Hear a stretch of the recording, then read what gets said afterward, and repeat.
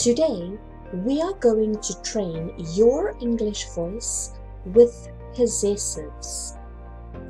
Have a look at the sentence structure.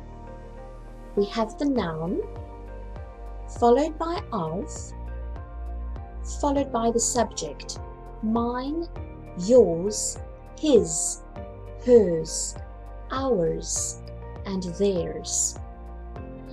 This means the noun belongs to the subject. So these sentences show possession. What belongs to who? So have a look at sentence 1. Jane is a friend of mine. Friend is the noun, followed by the word of, followed by the subject, mine. Sentence 2.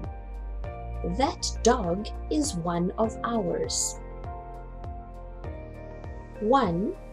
Okay, the dog is the noun, followed by of, followed by the subject, ours. So it is showing possession of that dog. Who does that dog belong to?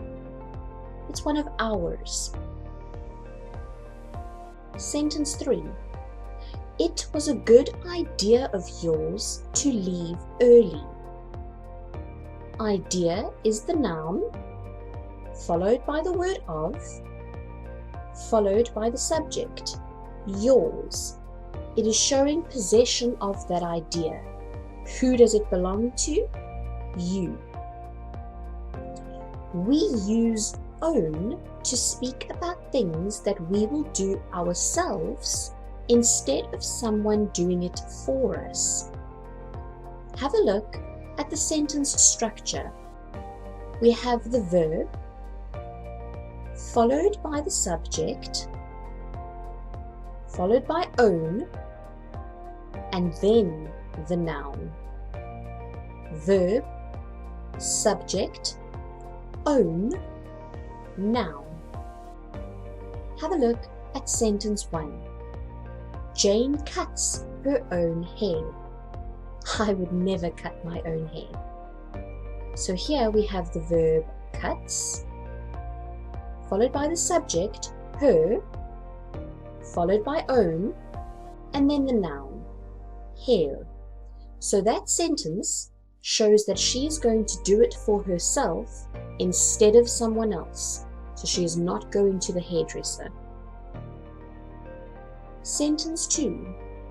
Ben likes to grow his own vegetables.